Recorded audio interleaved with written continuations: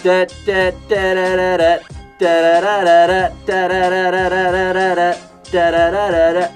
reason why I'm so happy today is not just because of the fact that my grandmother turns 89, but more importantly, the most significant single in Test match cricket was scored today by Brian Lara when he surpassed every record in the book to get to 400. We're going to get him on Man vs Machine, the Criclytics space right now. And if you want to see him do a jig, a calypso jig, subscribe right now because it's a terrific show what we have lined up for you.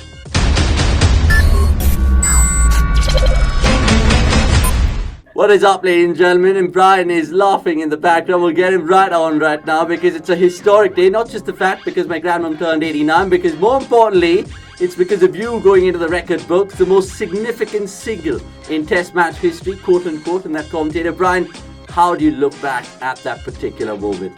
You know, it's very grateful. I think I've got so many fans around the world that actually remind me of these momentous occasions.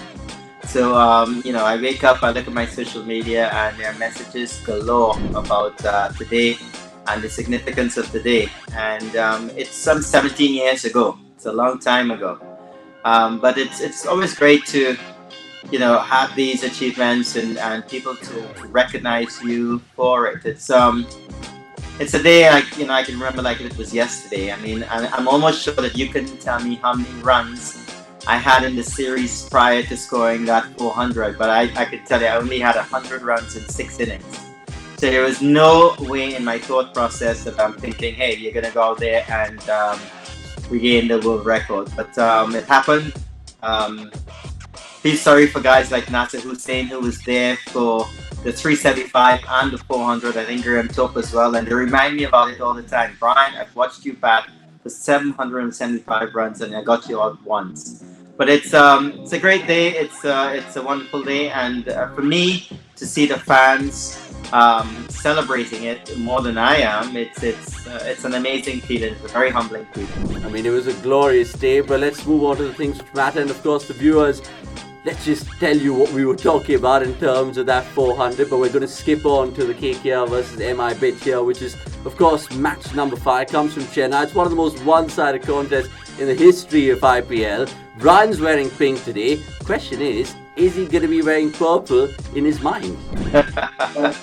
I think it's been an intriguing tournament so far, and you feel there are distance between Mumbai Indians and the rest of the team, but I'm not seeing it. They're a very good team. They're a great outfit. I'm not seeing the distance. I think it's going to be a much closer contest, especially as I sense that Mumbai Indians wouldn't be too happy playing at Chip Park and for all these matches. They're accustomed to a little bit of pace, a little bit of bounce, the ball coming onto the bat. And I feel that, they're not the happiest bunch where they're located. So, they have to get off the mark. And I believe that they're so good and so professional that they would realize that, 2 defeats out of 2 is not what they want. So, for me, Mumbai Indians going to be getting up in this encounter. Yeah, I take that as an inevitable comeback. They are slow starters, but of course they have a terrific record against the Knight Riders. Speaking of whom, of course, last night you shed a little bit light upon how their bowling attack is very versatile, Brian. What other key areas can they bank upon this season, or what has impressed you apart from their bowling? Well, first of all, the best IPL teams in the world, or in the IPL, sorry, teams that are carrying very good Indian batsmen and Indian bowlers. And yes, they do have that in terms of the bowlers. They have Prasid, who you saw last night. But what was much more impressive was the likes of Nitish Rana and Tripathi coming to the party. If they're going to do it consistently, I don't know. But they seem to be batsmen that love the low bounce of the pitches. And they may relish it continuing playing in chip-up. So for me, you need that combination. Good Indian batsmen, good Indian bowlers. The international players are going to play their part. But you look at the winners, the local guys are the ones that really and truly perform at the most critical times. Okay, we're going to get on to the Criclytics Man vs Machine just a bit, but I have to get this question out of the way, which is Quinton de Kock returning. How integral is he part of this Mumbai Indians setup, Brian? He is very important. I think for one thing is the left and right combination. You can't fault Lin for the performance. I mean, he performed very well, but he most likely going to be the unlucky person that's going to miss out. Had an opportunity because Quinton de Kock was quarantining, but now he's back. I think that it's a natural fit to have him in for Lin. So performance-wise, I don't think they're going to get anything different. They're going to have someone who obviously is very confident, but what it does, it gives Rohit Sharma that left-right combination that he wants and he will enjoy as the opening partner as well. Yeah, only time will tell, of course, if Quinton de Kock does what he did last year, because he was the second best in terms of Ishan Kishan. Just look at how the latter's developed in terms of that wicket-keeper mould as well. But now, moving on to the 1 minute pitch, and Brian, I'm going to put you on the spot here because we've hinted it on top of the show. It's one of the most one-sided contests in IPL history. This 27 times these guys have locked horns. Guess how many times Mumbai won? 21, which means it's definitely going to affect the morale, isn't it? I don't think so. I mean, KKR is going to put that aside. I don't think they're going to watch at those stats. They're not going to inform any of the players that don't know that stat. So they've done a great start. They're going to put their best foot forward. They've got more points than Mumbai Indians. They've played a better cricket match than Mumbai Indians. So I'm telling you that no recollection of what has happened in the past going to come. Maybe Mumbai Indians going to think about it to see if they can get their confidence going and understand that they've dominated KKR in the past. But KKR is not going to look back. They're going to look forward and they're going to put their best foot forward.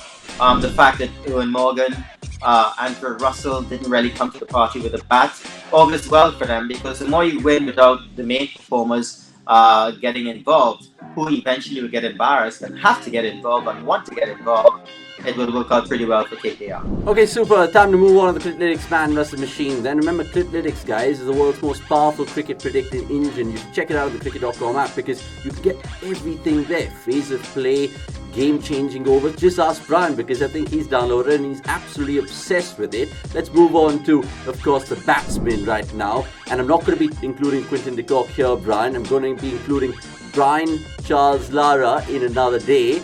But I'm also going to be including Nitish Rana and Rohit Sharma. Who are you going to go for in terms of your batsmen, please? I think it's going to be Rohit Sharma.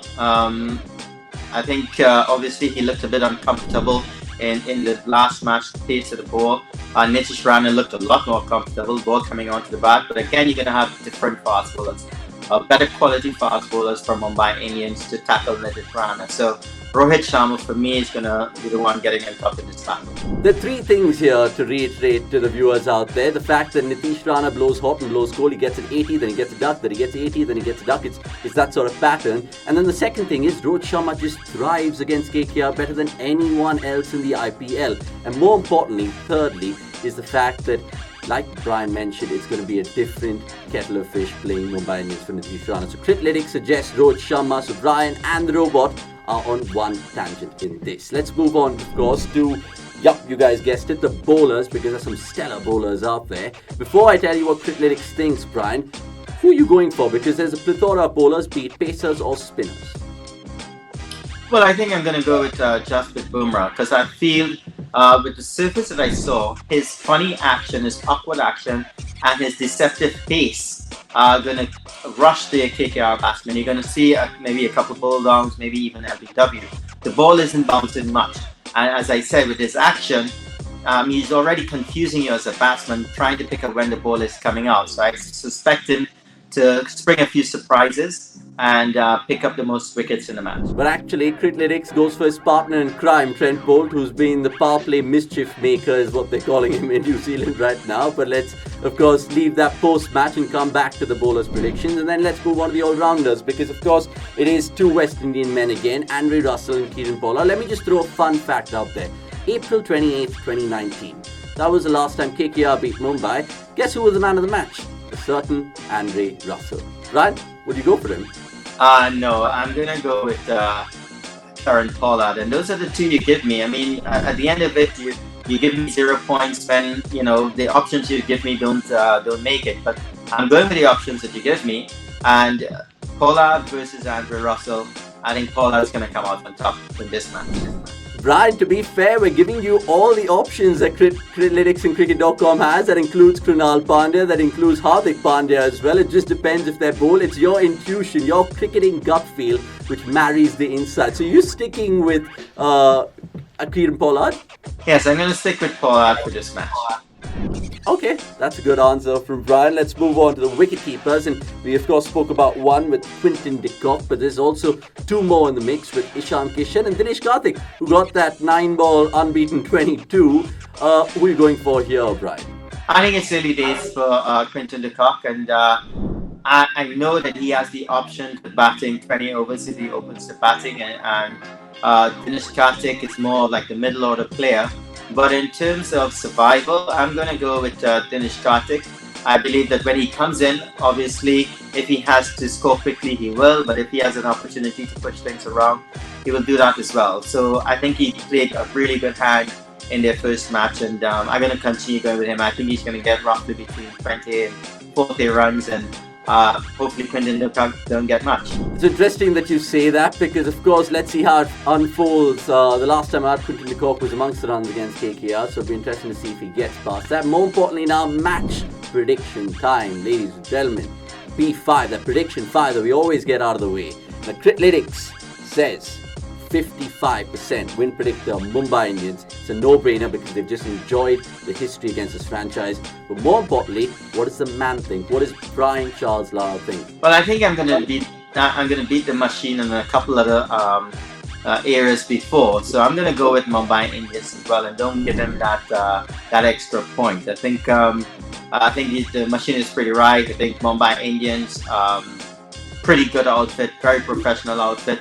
They don't look like a team that was worried after the defeat against RCB, and I think they're going to bounce back very quickly. Okay, Brian playing safe, but nevertheless he's made some interesting picks. Let's see if he can just finally nail one with the fantasy picks of the day from our Fantasy Research Centre. It suggests, wait for it, Quinton de Kock and Trent Bolt. So it's both Mumbai boys. What about Brian? Do you think who's your captains and vice captains for the day, please?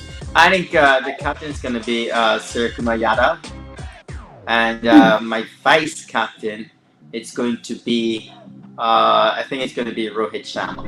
Okay, I like the Indian duo. That means Mumbai are going to be batting big in Brian's head in this one. Brian, it's been fun yet again, and I just keep ending with that same line. You try ending the show for starters. Hi everyone, it's been a great show. Go out there, enjoy the match, and watch me destroy the machine. They will have to unplug that machine when I'm finished with it. Good luck.